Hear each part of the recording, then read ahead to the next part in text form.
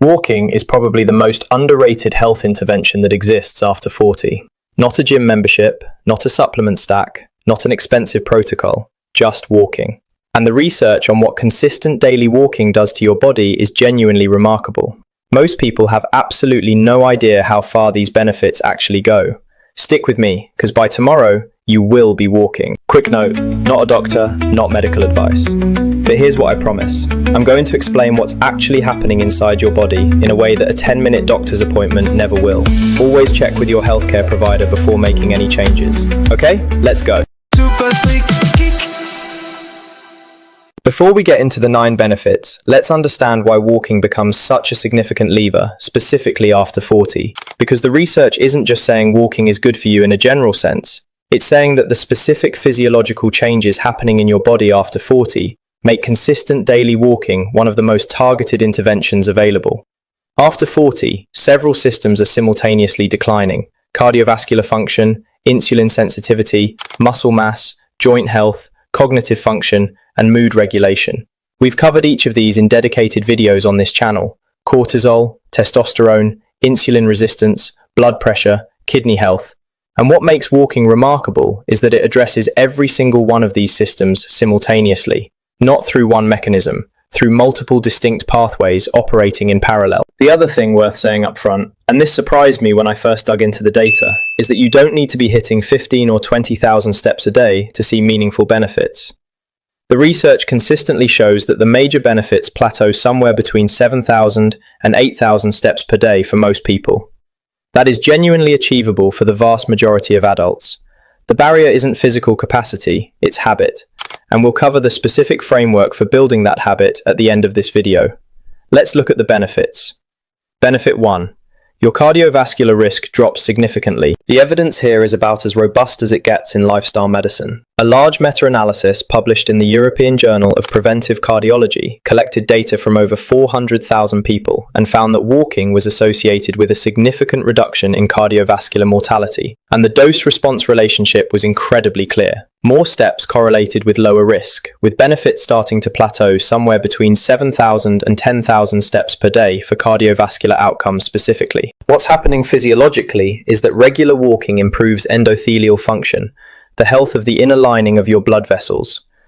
We covered endothelial health in our blood pressure video, link appears above, because it's the same mechanism driving arterial stiffening after 40. Walking directly improves that function.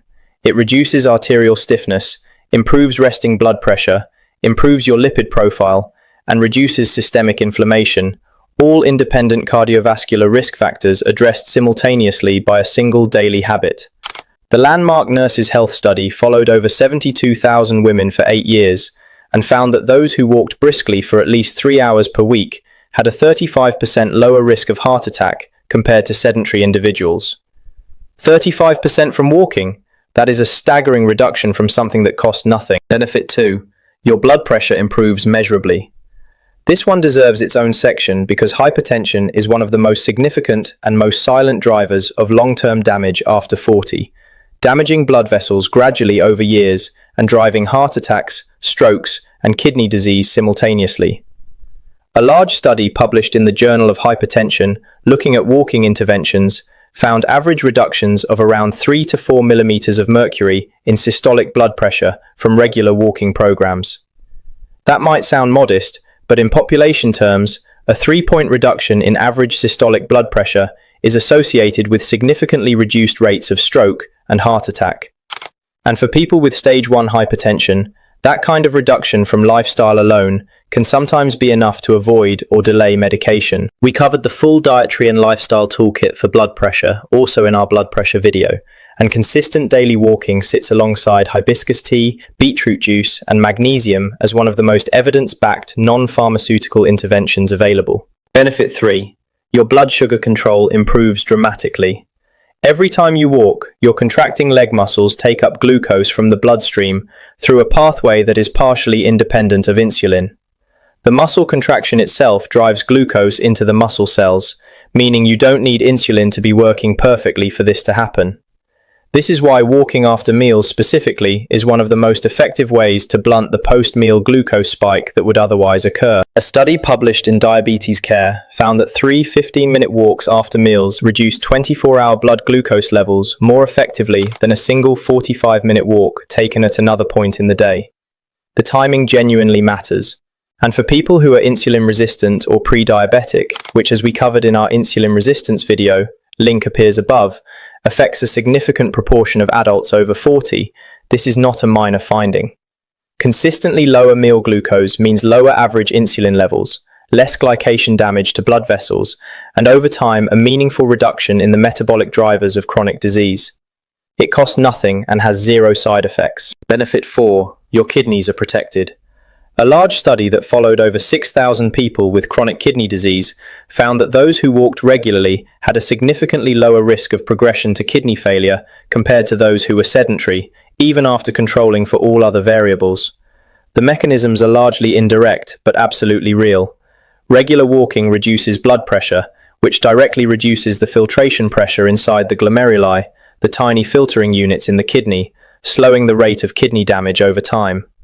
It improves insulin sensitivity and reduces blood sugar, is one of the major drivers of kidney damage, and it reduces systemic inflammation, another independent driver of kidney disease progression.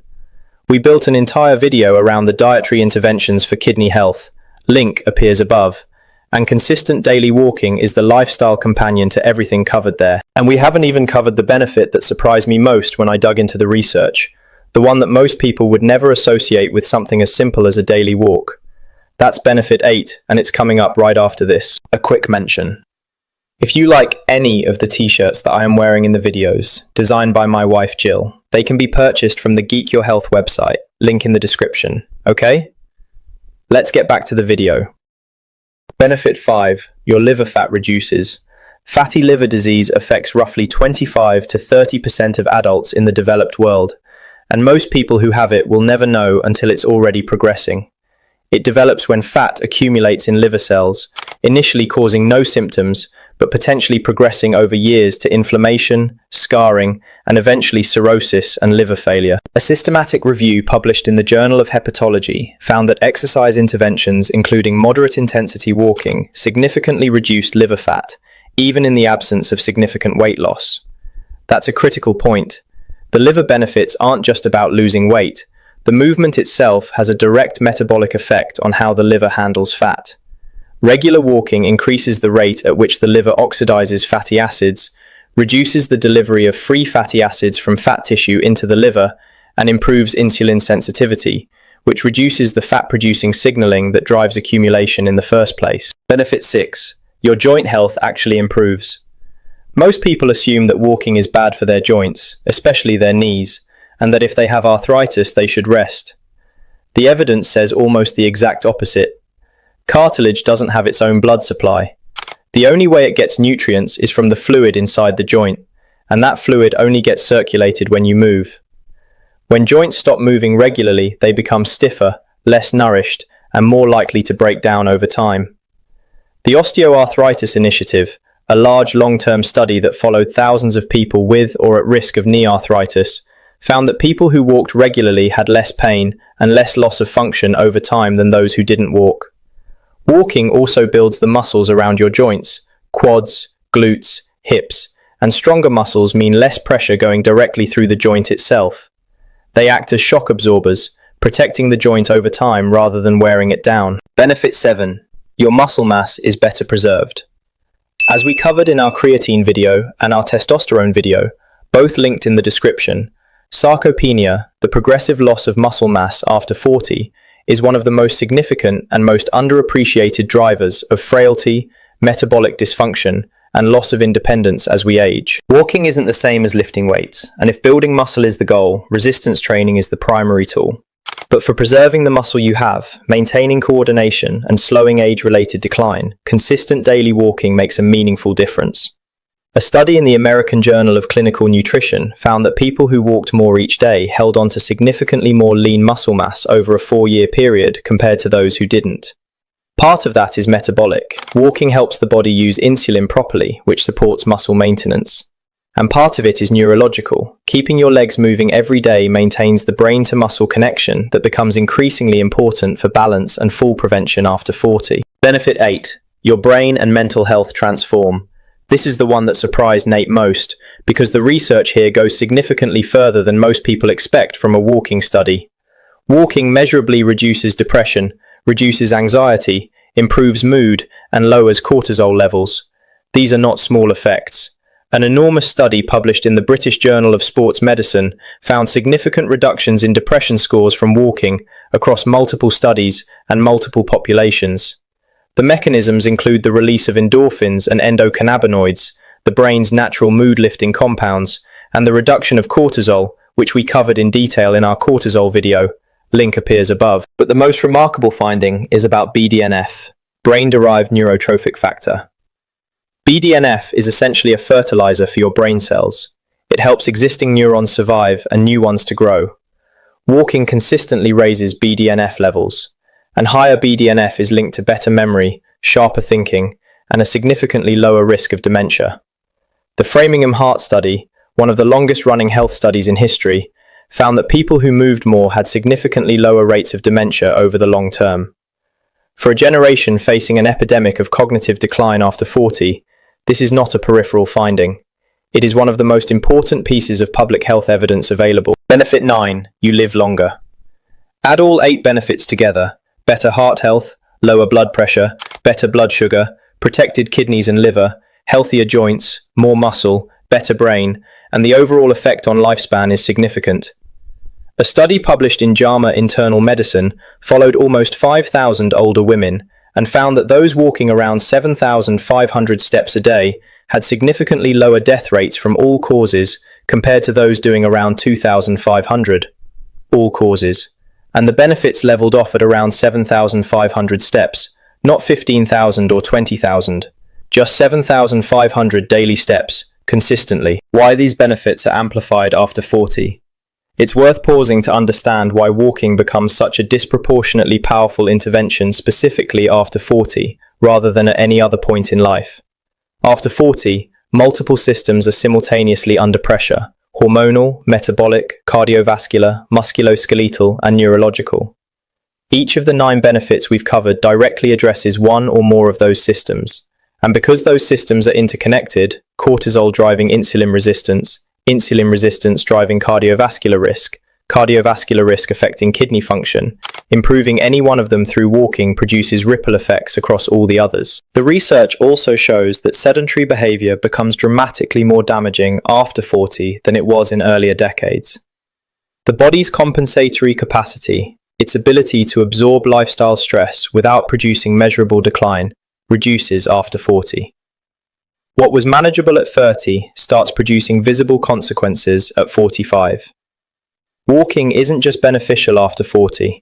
For many people, it's the single most important daily habit available. Can walking replace other interventions? The honest answer, no, but it complements everything else powerfully. Walking doesn't replace resistance training for muscle building. It doesn't replace dietary intervention for insulin resistance.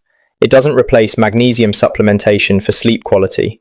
But it works synergistically with all of them, amplifying the benefits of every other lifestyle intervention you're already making. Think of it as the foundation. The dietary changes from our anti-aging foods video, the supplementation from our magnesium and creatine videos, the cortisol management strategies from our cortisol video, all of those interventions work better when the foundation of consistent daily movement is in place. Walking doesn't replace the other levers. It makes all of them work harder. The walking framework. How to actually implement this. This is the section most health videos skip, and it's the most important one. Knowing that walking is good for you doesn't automatically make you do it. Here's the specific framework that the evidence actually supports. Step 1. Find out where you are right now. Check your phone's health app. Most smartphones track steps in the background without you doing anything. Look at your daily average from the last week. That's your starting point. If you don't have any data, a basic fitness tracker for under £20 or $30 will give you everything you need. Step 2. Start smaller than you think you should. If you're currently under 3,000 steps a day, the only goal for the next 2 weeks is to add one 10 to 15-minute walk per day. That's it. Starting small and building the habit gradually is what the evidence actually supports. After 2 weeks, that walk should feel completely normal, just part of the routine. Then add a second walk. Step 3. Time your walks strategically. The best time to walk for blood sugar control is after meals. Even just 10 minutes after eating makes a meaningful difference to your glucose levels, as the Diabetes Care study showed. Morning walks support cortisol regulation and BDNF production. Evening walks support sleep quality. Any walk is better than none, but if you're choosing when to walk, after meals is the highest leverage timing. Step 4. Aim for 7,000 to 8,000 steps daily. Not 10,000, not 15,000. The research consistently shows that 7,000 to 8,000 steps is where the major benefits plateau for most people. This is achievable. For most adults, a 30 to 40 minute walk plus normal daily movement gets you there. Step 5. Pace matters. The sweet spot is brisk enough that talking is easy, but singing would be hard. Slightly out of breath, but able to maintain a conversation. That pace, roughly 100 steps per minute, is where the cardiovascular and metabolic benefits are maximized without placing excessive stress on joints or requiring recovery time. Step 6. Consistency above everything. One single good walk doesn't change anything measurably. 6 weeks of daily consistent walking starts to. Make it as easy as possible to show up every day. Same time, a route you enjoy, someone to walk with if that helps.